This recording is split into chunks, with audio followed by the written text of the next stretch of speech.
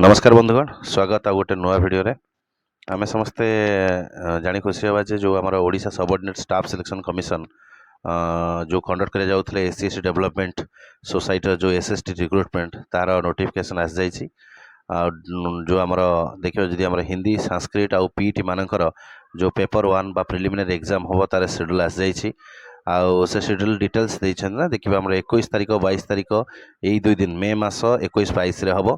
आउ एग्जाम रो मेथड रखा है डीजी ओएमआर मेथड ता माने जो पेपर रे हम ओएमआर रे आंसर वो राउंड करूथिले सेटा वर्तमान गोटे टैबलेट आपन को दिया जिवो गोटे मोबाइल टैबलेट जोटा कि 7 8 इंच 10 इंच टैब हेतिबो ता देर आपन को डिजिटल ओएमआर सिलेक्शन करिया पड़े जहा फल ना आहुरी बढ़िया सिस्टम हे जिवो। आगुर कोन हमें सीबीटी करूथिले कंप्यूटर बेस्ड टेस्ट रे क्लिक करूथिले एबे क्लिक करे दरकार नै डिजिटली ओएमआर आपन को शो करिवो आपन सठिक ओएमआर ऊपर टच करिया पड़िवो। तो एठे करप्शन रो चांसेस कम रहबो पोस्ट तो बहुत कम अछि बट जो फिजिकल ओएमआर अपेक्षा सीबीटी आउ डीजीओएमआर रे टिके कम रुहे प्रथम थर पय जिंस इंट्रोडक्शन होचे ओडिसा रे आउ बढ़िया सिस्टम ताको वेलकम करबा मध्य। Thank you so much.